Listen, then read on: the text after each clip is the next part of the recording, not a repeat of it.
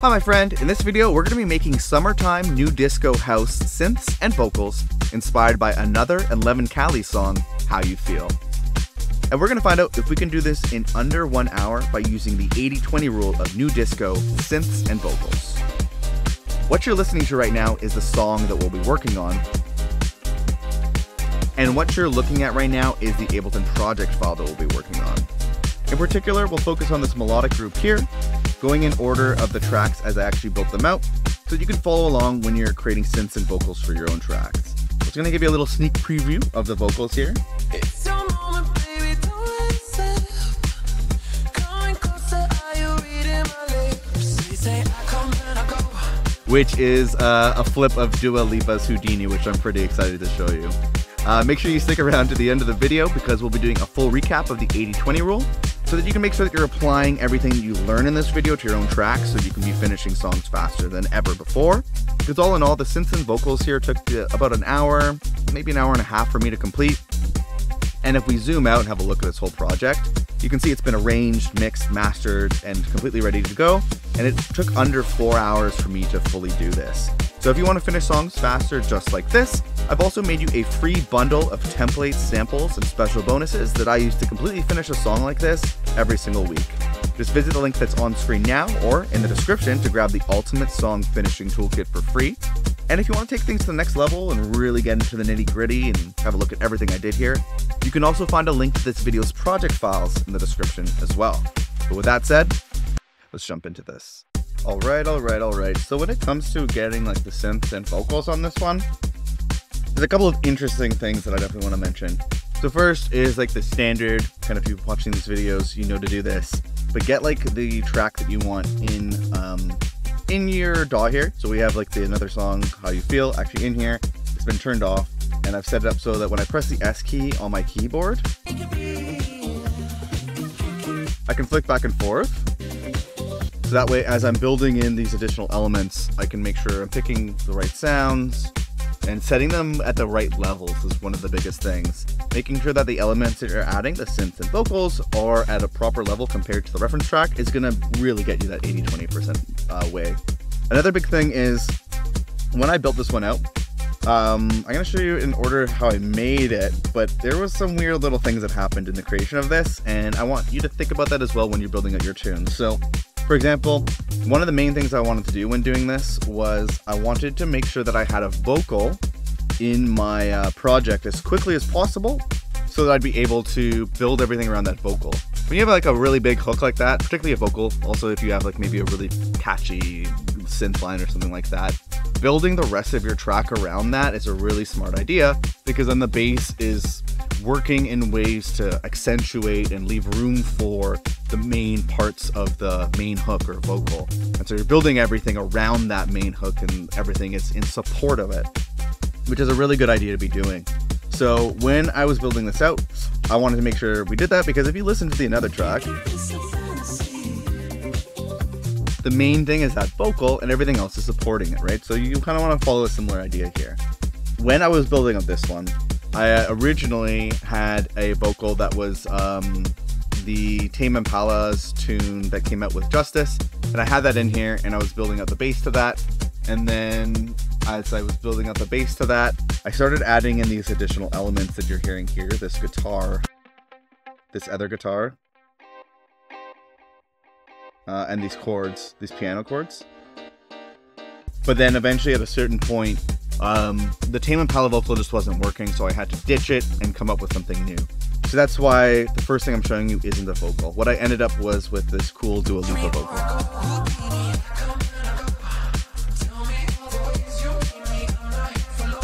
So I just wanted to mention that because the process when you're building out your tunes can have a similar idea. So first I had it in the Tame Impala thing, then I made the bass line, and then as I was building in these extra guitar elements, the vocal wasn't sitting well, so then I changed up the vocal, and then I ended up changing the bass line a bit to match the Dua Lipa vocal. So there's a little bit of a process like that. But with that out of the way, I want to go through the track by track and show you how I built this one out. So what you've been listening to for the last little bit is one of the first elements that I did add, which is this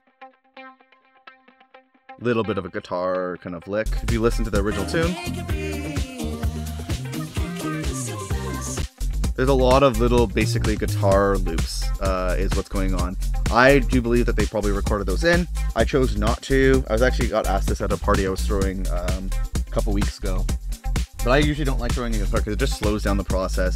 And then also I would start like fully remaking the guitar part, and then it wouldn't be original. So what I went for is I just found some guitar loops on Splice, looked for like funky guitar loop, basically what I was looking for. And I was trying to find this little picked one.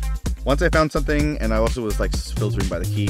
Then once I found something, I did a little bit of, you can see here, I added a few warp markers so that it's just like kind of hitting where I wanted to. It was maybe a little too loose. That was the idea there. And then what I also did over here, set to beats and preserve is set to transients, and you switch it to the arrow pointing to the right. You can dial back the transients, which kind of tightens up the sound, helps it blend in a little bit. Other than that, some of the processing we got going on here is removing some of the lows, so it's making room for the bass and the kick to take up that area and making sure we don't have too many overlapping frequencies. And then we're doing a little bit of one-knob sidechain, so I have it set up with a shaper, going on quarter notes and just ducking a gain utility, which is a faster way to do compression, so where you can just dial it in with one knob instead of routing and doing all this annoying stuff with the ratio of the compressor and all that kind of stuff. And that's really it. This is just like the standard mix as you go procedure I usually do. Usually a bit of EQ, some transient shaping if it's needed, sidechain and saturation, and width if needed. Other than that, I am running a little bit into some sends that I want to show you. So I have this guitar panned a bit to the right, as you can see here.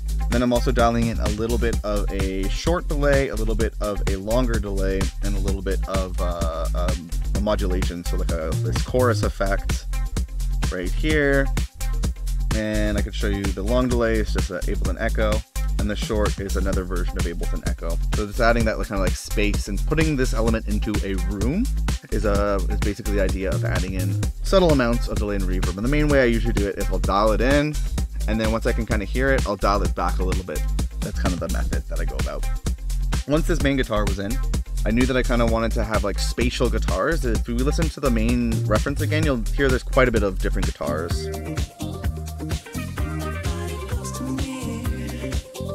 Like kind of chords playing, little pickies, almost like a little like solo lead kind of playing. So the idea is definitely to layer on a bunch of different guitar loops to get this kind of indie dance, funky, soulful, disco-y kind of vibe. So we take a look, and this is the next thing I added.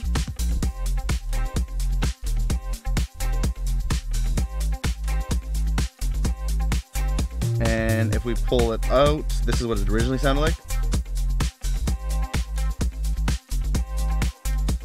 So just looked up like funk guitar on Splice, and then I added it in here and cut it up a bit so that it was not ringing out as much. Just want to kind of simulate that kind of funk chord playing.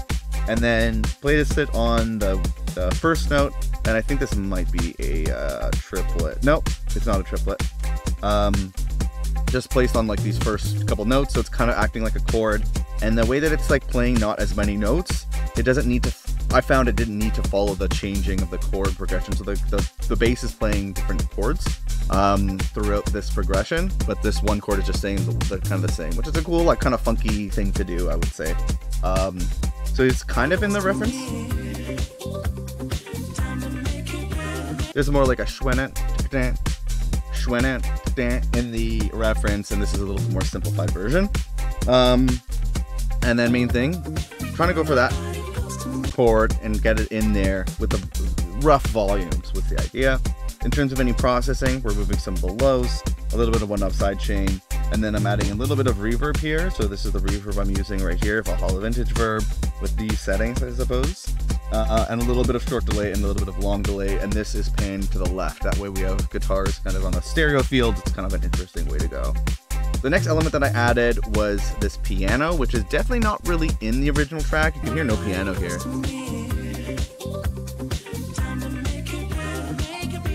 But I wanted to add something that was kind of playing that kind of like, if you could hear, there's like that guitar chord and in the original, and it's playing kind of like a progression. So I wanted to find something similar, but I wanted to change it up at the same time.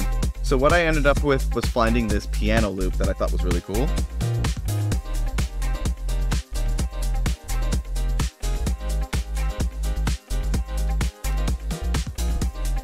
so cool. I was like, I wanted something a little different, so I looked at piano. When I found this loop, I thought it was like really freaking cool. So this is another thing when like, as I was building up the tune, when I threw this in, this piano part really clashed with the Tame Impala vocal. But I loved it so much, I was like, I like what this adds to it enough that I'm gonna change the song to fit around this. So that's when I decided to change up the vocal and then also change the bass line, so the bass line's following this a little bit more. So this is where like the bass line also started to, this is not meant to be a video on the bass line, but this bass line sounded a lot more like the original tune, like this. And then I started moving some of the positions of these notes to kind of line up more with this piano line because I really liked it. This I just looked up like piano, house piano, I think, on Splice. Looked it up in the same key, and then which is I believe it's C minor. This I noticed that this is like a bug with Ableton 12. I think when I change this is changing every time I load up the project. So I don't know what's up with that, but anyways, a little bit of grieving. But so once I had this in here, it was tough to set up the volumes. But so I was trying to kind of listen to like that main chord guitar line.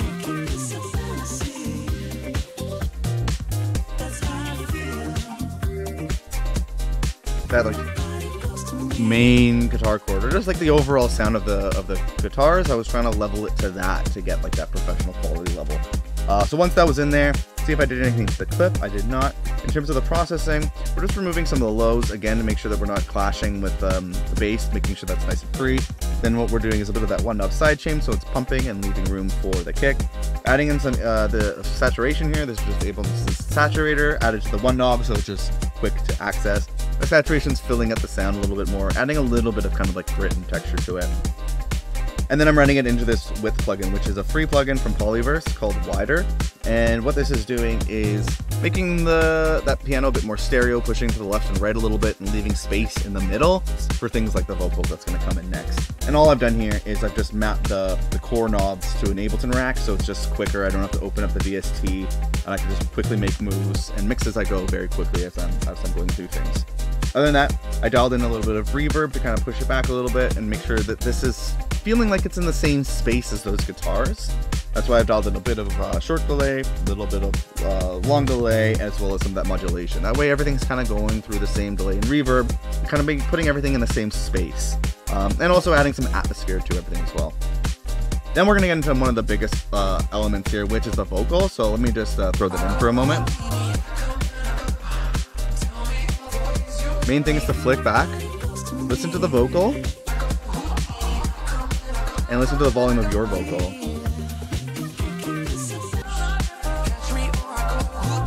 And so you could hear there. I'm gonna just turn it off because it'll be hard for two voices over top of each other. It's gonna be annoying. So I'm just gonna turn it off for now. But you can hear the main thing was to try to set it up so that it's hitting similar volume levels as the reference track.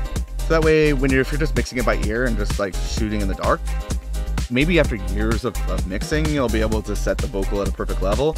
But if you don't have years of mixing, just balancing your vocal against the reference track is gonna get you there so much faster. So definitely would recommend that. And it also just makes sure like it prevents like ear fatigue as you're listening to the track over and over again. You might think that the vocal needs to be nestled in more, or you have like a fucking hard on for like the piano like I do. So you want to like make the vocal quieter than the piano. And make sure that you don't make foolish mistakes like that. So it's super important, I would say. Other than that, for processing, we're just removing a little bit of the lows here, a little bit of that side chain so it's pumping, has that cool groove effect, and also making it for the kick. And then I wasn't getting enough volume out of this, so I brought in the output with a clipper to make sure I could also manage how much is getting clipped and make sure it's not going above 0, that kind of thing. And then other than that, ran into a bit of the reverb, short delay, and long delay, same thing. So it's kind of adding some atmosphere and space and like cool vibes to the vocal, but also making it feel like it's in the same space, the same room as the piano and the guitars and all that. Other than that, there's just a point in the song where I've doubled up some of the vocals over here, this part. With it together. Just a cool little, like, more of an arrangement trick, so I won't get into that too much here. And then other than that, I added this little bit here. Let's solo it for a moment. And listen to it with the piano.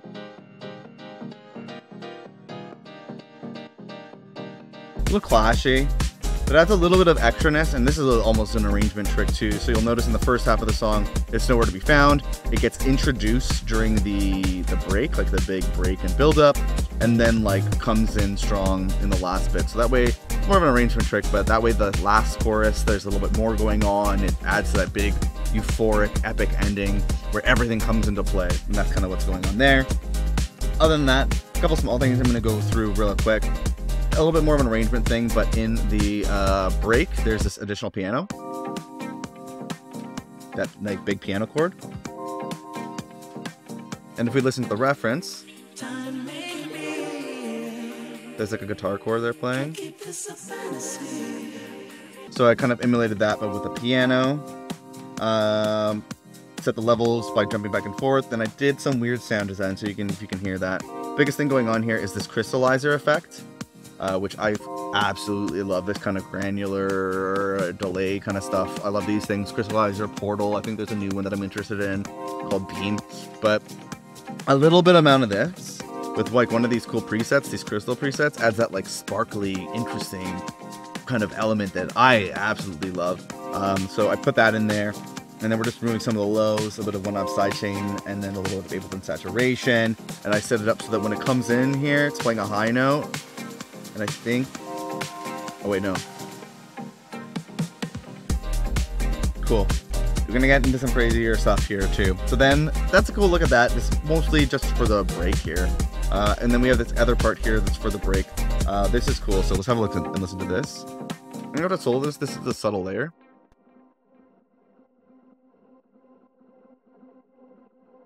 So this is, I was looking for an interesting way to add like kind of a pad or like something to kind of fill out the break a little bit more. So if you listen to it, we turn it off. I feel like it's kind of more empty. Let me turn it back on. If you can hear that, right? So what this is, I wanted to do something a little bit more interesting. So I used the Granulator 2 effect, and then I dropped in a bit of the, you see Dua Lipa Houdini acapella in here. And so basically this is actually like Dua Lipa's voice just doing this weird little grain thing. Just dropped it in there, found a cool spot that sounded good by moving around the file position, I think, and then played around with like the grain amounts and just played with some of the volumes here so it's moving around and doesn't sound anything like a vocal. Go back to the beginning. And let me take off some of the effects too, because obviously that's a big part of that. There you go. So you can kind of hear, it's like, watch me as I go Houdini. So the go part, I go. So you can hear her voice a little bit more clearly there, right? Then I started adding in some additional effects to make it more of a pad. So we have the crystallizer. That's those like granular echoes. And a little bit of stereo. And then this Valhalla Supermassive. But slowly the mix is being brought up and automated. And that's kind of adding a lot of reverb and like making it sound hard to tell the initial vocal part. And all these things kind of add up together to create a pretty cool sounding like weird pad. And then it goes up into the end and then ends in like a house high string at the end. So have a listen, try to listen for it.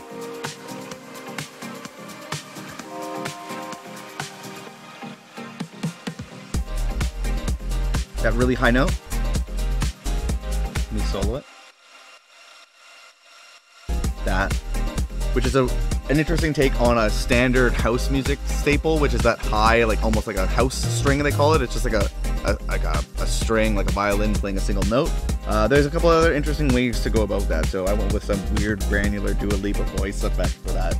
But other than that, we're running into a little bit of the standard channel strip that you can grab if you grab the project files.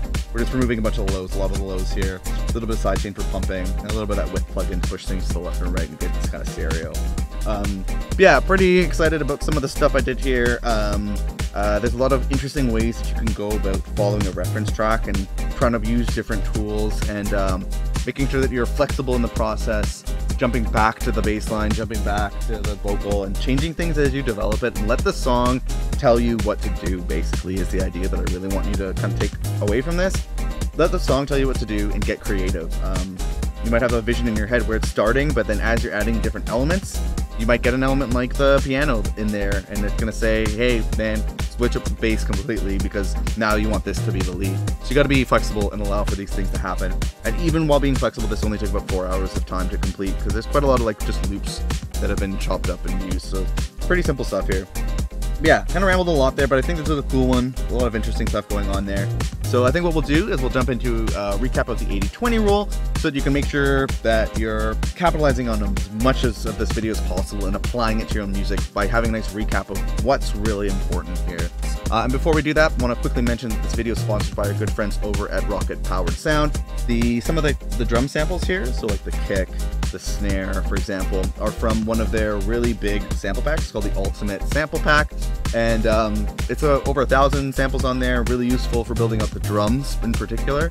Yeah, if you want to grab that, it's 30% off as a little token of them hooking up our community.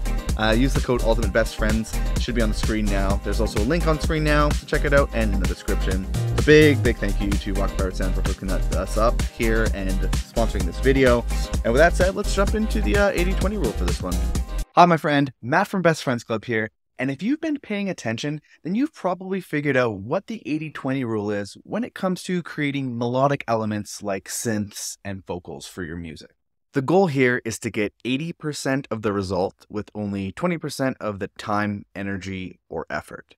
And because the first key to the 80-20 rule when building out your melodic elements is to use a reference track, we are making sure that we're effortlessly hitting 80% of a very professional benchmark. In particular, we use that reference track to focus on playing in the right key, following a similar rhythm, and selecting the right sounds. This just keeps things fast and focused. The second key is to mix as you go in an extremely streamlined way by only focusing on the volume of our sounds compared to the reference track, as well as using a simple repeatable channel strip for each track that we add to our songs. The third and final key is that you don't want to reinvent the wheel each and every time, so you should start a practice of repurposing your old project files by adding old project files, racks, and groups to your collections area in Ableton. By creating a suite of powerful templates, Ableton racks, and one-knob effects that you've personalized and curated over time, you'll be able to get a higher quality result faster. If you'd like to get a head start by downloading all the racks, templates, and all the files that you've seen me use in the Ableton project file for this video, or if you'd just like to take a closer look at any of the techniques or tracks you saw me work on in this video at your own pace, you can find a link to this video's project files on screen now and at the second link that's in the YouTube description. I'm recreating a different song from the Beatport top charts every single week and making the project files available to anyone who wants them. You'll also get access to a private Discord where you can ask me and the community questions, as well as share tracks for feedback. If you or your music are not quite ready for a shot in the arm like that, I've also made you a completely free bundle of templates, samples, and special bonuses that have helped me figure out how to completely finish one new song each and every single week. And you can grab that free Ultimate Song Finishing Toolkit by visiting the first link that's in the YouTube description here. However, if you just feel like staying on YouTube for now, that's totally fine. Save that link for later and check out this playlist of videos where I remake other melodic elements like synths and vocals from other songs in the Beatport top charts. Or if you want to take what you've learned in this video to the next level, check out this video right here.